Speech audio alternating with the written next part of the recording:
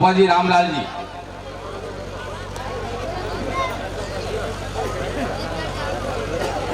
समय पर धर्म का मार्ग दिखाने वाले ऐसे परम श्रद्धेय पूज्य संत सुरचंदा जी महाराज, पूज्य संत हरिरामदास जी महाराज, पूज्य संत लक्ष्मणदास जी महाराज एवं विराजमान भगवाधारी सभी संतों महंतों के चरणों में मेरा प्रणाम।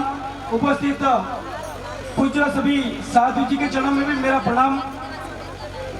यहाँ पधारे इस हिंदू सम्मेलन में उपस्थित बड़ी संख्या में मातृशक्ति एवं पधारे सभी इस देवरिया और आसपास के सभी गांवों से हमारे बड़े बुजुर्ग भाई बजरंगी, आप सबको मेरा प्रणाम।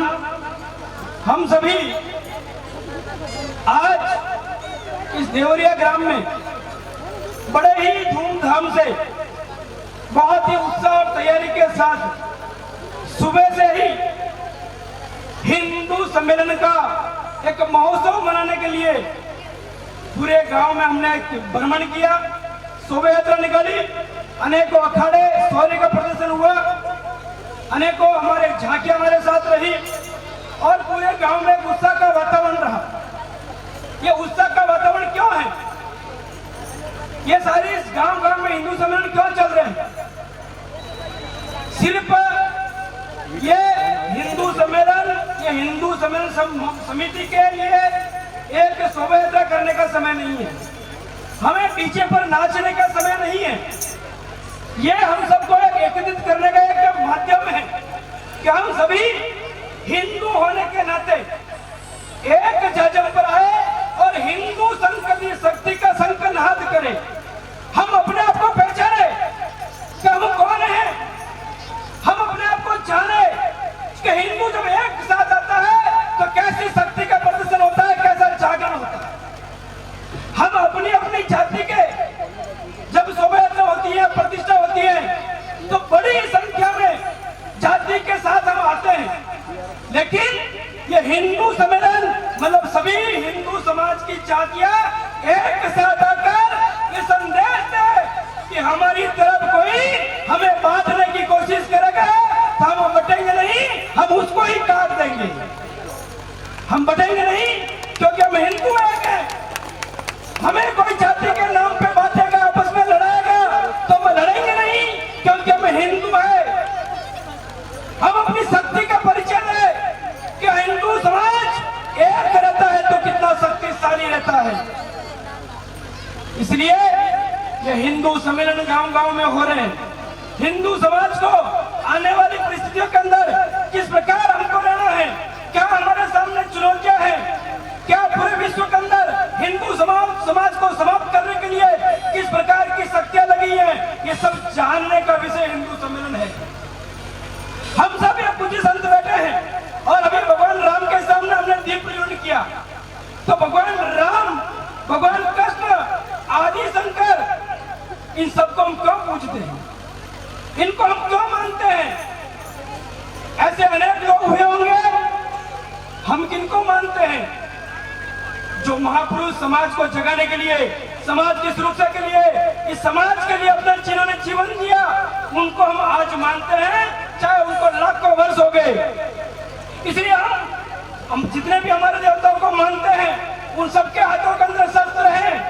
चाहे भगवान राम जब वन में जाते हैं तो कपड़े उनके पास कितने हैं वो कोई नहीं देखता, लेकिन एक चीज उनके हमेशा साथ रहती है, धनुष और बाण। भगवान कृष्ण का जब भी हम दर्शन करते हैं, सुदर्शन चक्र उनके साथ रहता है। भगवान शंकर को हम जब भी देखते हैं, हाथों में त्रिशूल रहता है। इसका मतलब एक ही है कि दुनिया उनको मानती है।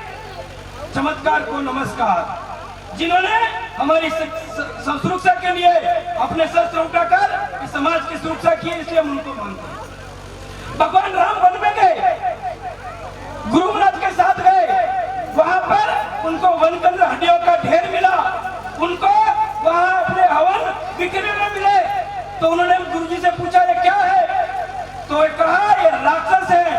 ये राक्षस हमारे संतों को, हमारे लोगों को जीने देते नहीं है, उनको मार मार कर खा जाते हैं, हड्डियों का ढेर लगा देते हैं। ये हवन को तोड़ फोड़ कर देते हैं, यानी अच्छे काम करने देते नहीं है। तो भगवान राम को लगा अच्छा ये राक्षस ये काम करते हैं, तो उन्होंने संकल्प लिया निशिचर ही नहीं करूं मैं भुज उठाए प्रण की। भगवान राम ने संकल्प लिया इन धरती से राक्षसों का नाश कर दूंगा, तब तक मैं आराम से नहीं बैठूंगा। इसलिए हम भगवान राम को मानते हैं। जब हमारी मातृशक्ति हमारी बहन बेटियों की कोई इज्जत के ऊपर हाथ डालता है तो उसका समूल नाश कर देंगे। ये संदेश भगवान राम ने दिया। जब मां सीता का अपहरण होकर रावण ले गया, बहुत शक्तिशाली था, उसके पास सब कुछ था, सेना थी, शस्त्र थे, हथियार थे, महल था, रथ थे, घोड़े थे। भगवान राम वनवासी के रूप में गए, लेकिन हमारी हिंदू समाज सनातन की बहन बेटे के ऊपर जब कोई आंच जाती है तो एक राजकुमार कब भगवान राम बन जाता है ये दुनिया ने देखा। अपने धनुष को उठाया, लंका की ओर गए, सागर पर ब्रिज बनाया और रावण को मारकर मां सीता को वापस लेकर आए, संपूर्ण लंका को जलाकर खाक कर दिया। तब जाकर हम भगवान राम को पूजते हैं। नहीं जगेगा जब तक समाज का प्रत्येक व्यक्ति नहीं जगेगा, तब तक धर्म की स्थापना नहीं हो सकती। और धर्म के स्थापना के लिए कीमत चुकानी पड़ती है, और जब जब किसी चीज की कीमत चुकाई जाती है तो उसकी वैल्यू होती है। महाभारत के अंदर भगवान कृष्ण ने ऐसा माहौल बनाया कि महाभारत के अंदर ये तय हो गया इस दुनिया के अंदर, इस धरती पर कौन धर्म के साथ है। जो धर्म के साथ है वो एक तरफ पांडवों की तरफ, जो अधर्म के साथ है वो सभी कौरवों की तरफ। और जो कौरवों की तरफ थे वो सारे मारे गए, सारे मारे गए। तब जाकर धर्म की स्थापना हुई और आज भी उस धर्म के नाते हम यहाँ जी। हमारे योद्धाओं ने शस्त्र उठाया, तब जाकर आज हम उनको याद करते हैं। चाहे महाराणा प्रताप हो, चाहे शिवाजी महाराज हो, चाहे हमारे गुरु गोविंद सिंह जी हो, चाहे भगत सिंह हो, चाहे चंद्रशेखर आजाद हो, जिन्होंने इस देश की रक्षा के लिए, अपनी मातृभूमि की रक्षा के लिए शस्त्र उठाया, उन सबको हम याद करते हैं। महाराणा प्रताप जी जब जन्म लिया तो अकबर ऐसा था जो हमारी हिंदुस्तान की धरती पर अपनी माँ बहन बेटियों को उठा कर ले जाता था, रेप करता था, बलात्कार करता था, हिंदुओं को मार मार कर उनको मुसलमान बनाता था, हिंदुओं से टैक्स लेता था और मस्जिदें खड़ी करता था। तब महाराणा प्रताप ने कहा कि मैं अपने महलों को छोड़कर जंगलों में रहूंगा, सोने के बर्तनों को छोड़कर पत्थरों में खाऊंगा, राजशाही भोजन को छोड़कर घास फूस खाऊंगा, लेकिन इस धरती माता की रक्षा करूंगा, अपनी बहन बेटी की रक्षा करूंगा। इसलिए हम अपने महाराणा प्रताप को मानते हैं। शिवाजी महाराज जिन्होंने संकल्प लिया कि औरंगजेब की आंधी के सामने हिंदू पदपाशाही की स्थापना करेंगे, इस हिंदुओं को हम जीने देंगे। औरंगजेब ने ऐसा षड्यंत्र कहा कि इस धरती पर सिर्फ मुसलमान रहना चाहिए, अगर कोई हिंदू है उसको मारो, काटो, उसको मुसलमान बनाओ, जितने हिंदुओं के मंदिर है उसको तोड़ो, उसको मस्जिद बनाओ। तो औरंगजेब ने हजारों मंदिरों को तोड़ा, अपने काशी विश्वनाथ का मंदिर उसको तोड़ा, ज्ञानोपी मस्जिद बना दी। भगवान कृष्ण के जन्मस्थान के ऊपर जो मंदिर बना था उस मंदिर को तोड़कर मस्जिद बना दी। हिंदू समाज ने उस समय भी संघर्ष किया और हम उन्हीं को याद करते हैं जिस शिवाजी महाराज ने तलवार लेकर औरंगजेब के सामने लड़ते रहे, अपनी बहन बेटी को बचाते बताते रहे। इसलिए हम उनको याद करते हैं। ये समय है एक होने का, ये समय है एक होने का, क्योंकि 1000 साल तक इस धरती पर मुसलमान आए और वो इसलिए आए कि इस धरती पर जीने का अधिकार सिर्फ उन्हीं को है जो कुरान पढ़ेगा। कुरान में लिखा हुआ है कि इस्लाम को नहीं मानने वाला काफिर है, उसको मारो। तो ये जितने भी मोहम्मद बिन कासिम, मोहम्मद गौरी, मोहम्मद गजनी, जितना भी हमने इतिहास में पढ़ा है, अकबर, बाबर, ये सब तभी आए कि हिंदू समाज के अंदर यहाँ के हिंदुओं को मारो, काटो और यहाँ इनको जीने का अधिकार नहीं है, क्योंकि अल्लाह ने कहा है कि दुनिया में किसी को जीने का अधिकार नहीं है और अगर जीना है तो मुसलमान बनना पड़ेगा। तो आज ये भारत के अंदर जितने भी मुसलमान मुल्ले दाढ़ी टोपी घूम रहे हैं, जितने भी टोप दाढ़ी बढ़ाकर घूम रहे हैं, आज हमारी शोभा यात्रा पर हमले होते हैं। याद है ना, जैतान के अंदर कुछ साल पहले हमारी हनुमान जयंती की शोभा यात्रा पर हमला हुआ था। तो ये आज जितने भी हमारे दुश्मन बनकर हमारे धार्मिक यात्रा पर हमला करने वाले लोग हैं, ये सभी डरपोक कायर हिंदू है जिन्होंने औरंगजेब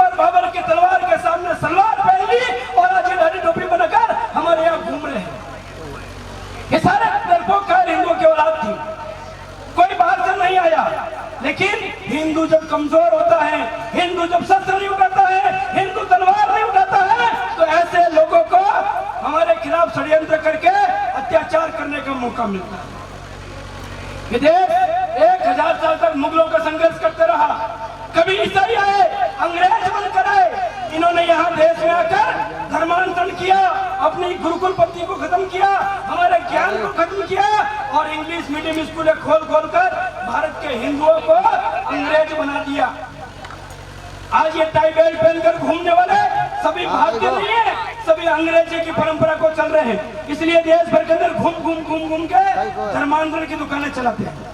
हिंदू समाज को लोक लालच देकर, हिंदू समाज को भ्रमित करके, हमारे भगवान के बारे में गलत गलत बातें करके जो लड़के इंग्लिश मीडियम पढ़ने जाते हैं वो वापस से आता है तो कोई फादर बन के आता है, कोई जीसस बन के आता है, कोई कुछ बनकर आता है और हमें कहता नहीं राम जी को मानने क्या जरूरत है, राम जी भगवान होते तो सीता माता को कैसे रावण ले गया।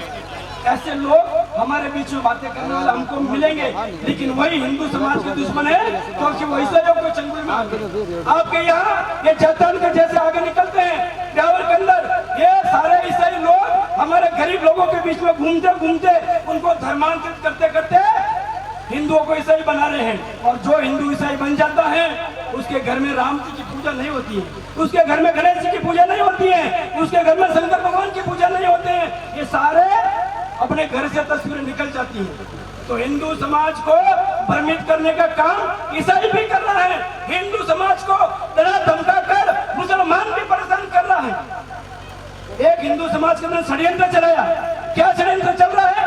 लव जिहाद। लव जिहाद क्या है? ये मुसलमानों का मानना है कि हमने 1000 साल तक हिंदू समाज को जो वसुधैव कुटुंबकम की बात करता है, जहां हमारे ऋषियों की परंपरा है, वहां पर तलवार के दम पे शासन करने का काम किया, वहां पर तलवार के दम पे हिंदुओं को डराया। लेकिन अब वोटिंग का जमाना है, जिसके वोट रहेंगे वही जीतेगा, वही पार्षद बनेगा, वही सरपंच बनेगा। तो इस मुसलमान सपना देखते हैं कि हमें फिर से राज करना है, तो क्या करना? जनसंख्या बढ़ाना। आपके गांव के अंदर भी मैंने सुना है अच्छी खासी संख्या है, और आसपास में देखना एक मुसलमान 4 बच्चे चार शादी करेगा। वो किसी हमारे तो धर्म के अंदर है, हम तो 4 शादी कर सकते हैं। 4 शादी क्यों करनी? 4 शादी इसलिए करनी कि हमें 4 शादी 24 बच्चे पैदा करके भारत के अंदर जनसंख्या बढ़ानी और फिर से यहाँ राज करना। वो इसलिए करते हैं। तो क्या करते हैं कि शादी करेंगे मुसलमान से, 6 बच्चे पैदा करेगा, लेकिन फिर उसका टारगेट क्या है? मेरी माताएं बहुत बड़ी संख्या में बैठी हैं, बहनें भी बैठी है, इस बात को सुनना। फिर वो क्या करते हैं कि फिर हिंदुओं की लड़कियों को, हिंदुओं की बेटियों को प्रेम जाल में फंसाओ, हिंदुओं की बेटी को प्रेम जाल में फंसाकर हिंदुओं की बेटी से पेट से बच्चे पैदा करके मुसलमान बनाओ और जनसंख्या बढ़ाओ। इसके लिए वो क्या कर रहे हैं? आपके आसपास कोई आया हो तो सोचना, लव जिहाद या लव प्रेम के नाम पर हिंदू बहन बेटे से दोस्ती करना, हमारे घरों के अंदर आना, हमारा काम करना, हमको घुमाना फिरना, ये सब पैसा कहां से आता है? जो मस्जिदों से उनको पैसा मिलता है, मदरसों से उनको पैसा मिलता है। इसलिए मिलता है कि जाओ हिंदू लड़कियों को फंसाओ, प्रेम जाल में फंसाओ। और वो हमारी बहन भोली भाली जो अपने बचपन में गाय को रोटी देती है, भगवान की पूजा करती है, जब उसकी बातों में धीरे धीरे आती है तो वो उसको कहता है एक रोजा रख ले, घर में बहुत समस्या है, आराम हो जाएगा। तो हम सोचते हैं हाँ रख लो, क्या फर्क पड़ता है। फिर कहते हैं हमारे साथ जरा नमाज को मजार पर चल लो, घर में समस्या ठीक हो जाएगी। तो हम लोग सोचते हैं चलो भाई वहां पर भी चले जाते हैं, और धीरे धीरे उसके मन के अंदर इतना घुस जाता है कि जो बेटी बचपन से 18 साल तक गाय को रोटी देती आई, जो बेटी हमारे घरों के अंदर व्रत करती आई, पूजा करती आई, उसी बेटी को एक दिन वो लव जिहादी प्रेम के जाल में भगा कर ले जाता है और धीरे धीरे उसको मुसलमान बनाता है। हमारे पास रोज ऐसे मामले आते हैं, रोज आते हैं। हम उनको कहते हैं अरे तू अपने बाप को नहीं जानती? नहीं जानती मैं अपने बाप को। अरे तुमको 18 साल तक बड़ा किया, मैं नहीं जानती। जिस बेटी को हमने 18 साल तक बड़ा किया, जिस बेटी को हमने अपने घरों के अंदर खिलाया पिलाया, कुछ महीनों के प्यार के चक्कर में वो अपने परिवार और संस्कार को भूल जाती है, और जिस गाय को रोटी दी उस गाय को काट कर खाने वाले के घर में चली जाती है। ये उनका षड्यंत्र है। और उसे करेगा क्या? वही 4 बच्चे 6 बच्चे पैदा करके फिर और दूसरी को लाएगा, उसको 4 ला लिया ना तो 3 हिंदुओं को लाएगा। ऐसे करते करते 50,000 महीने हिंदू समाज की साल भर के अंदर पूरे देश के अंदर ये मुसलमान को भगा कर ले जाते हैं। इतना नहीं कि भगा कर ले जाए, अगर कोई बहन कहती है कि तूने मेरे साथ धोखा क्यों किया, मैं तेरे से अपना घर छोड़कर परिवार छोड़कर तेरे पीछे आई हूँ, तू और दूसरे को क्यों मारा है, तो दिल्ली के अंदर केस सुना होगा, सरदा वालकर एक बेटी को भगा कर लेकर आया, उसने विरोध किया कि दूसरी मत ला, तो उसको 35 टुकड़ों में काट कर घर के अंदर जंगल में फेंक दिया। एक बेटी को मुंबई के अंदर ऐसा ही कोई जिहादी दादी वाला कोई लेके आया और उसने कहा कि तू दूध नहीं ला सकता, मैं हूं तेरे घर के अंदर, उसको आरी से काट कर कुकर में उबाल कर कुत्तों को खिला दिया। अरे हमारी बहन बेटियां, हमारी बेटी जिसको हमने 18 साल तक बड़ा किया, हमने अपने धर्म के लिए धर्म की रीति से पाला, हमारी बहन बेटियां इस मुल्लों के हाथ में कट्टर नहीं है क्या? हमको सोचने की आवश्यकता है कि हमारे घरों के संस्कार कहाँ चले गए, हमारे अपने संस्कार कहाँ चले गए, जो वो दादी वाला उसको उठा कर ले जाता है। हमारी बहन बेटी का आदर्श करीना खान नहीं है, कोई सोनाक्षी नहीं है, हमारी बहन बेटी का आदर्श झांसी की रानी लक्ष्मीबाई है, हमारी बहन बेटी का आदर्श कोई कर्णावती है, कोई दुर्गावती है, कोई रानी नाई की देवी है जिसने मोहम्मद गौरी को नपुंसक बनाकर भेज दिया। ऐसी हमारी आदर्श है, इसलिए हमारी बहनी बेटियों को समझाना पड़ेगा कि तलवार हाथ में लो और ऐसे मुल्लों को सबक सिखाओ कि हम 35 टुकड़ों में कटने के लिए नहीं है। हमारी तरफ कोई हाथ उठाएगा तो उसका हाथ काट देंगे, उसकी तरफ अगर हाथ उठाएगा तो आंख फोड़ देंगे। हम 35 टुकड़ों में नहीं कटेंगे, हमारे पास आएगा तो 70 टुकड़ों में काट कर उसको फेंक देंगे। ये संकल्प हमारा होना चाहिए। इसलिए हमारी बहन बेटियों को लो जिहाद जो है, आप कॉलेज जाओगे, ट्यूशन जाओगे, मंदिर जाओगे या कोई पढ़ने जाओगे, जॉब करने जाओगे, तो ये समझने की जरूरत है कि हमारे आसपास कोई ऐसा प्रेमी मीठा बनकर तो नहीं घूम रहा है। हमारे घरों के अंदर एक और सावधान रखने की बात है कि हमारे नजदीक कोई आता है, कोई अच्छा मीठा बोलता है, हम उसको धर्म का भाई बना लेते हैं। हर एक मुसलमान वो धर्म का भाई कैसे बन सकता है? जो अपनी काका की बेटी से शादी करता है, जो अपनी बुआ की बेटी से शादी करता है, जो अपनी मासी की बेटी शादी करता है, वो हिंदुओं की बेटी को कैसे बहन मानेगा? इसलिए हमको ध्यान रखने की आवश्यकता है, ऐसा धर्म का भाई बनने की जरूरत नहीं है। ये गाँव में बहुत चलता है, इसलिए मेरा आपसे निवेदन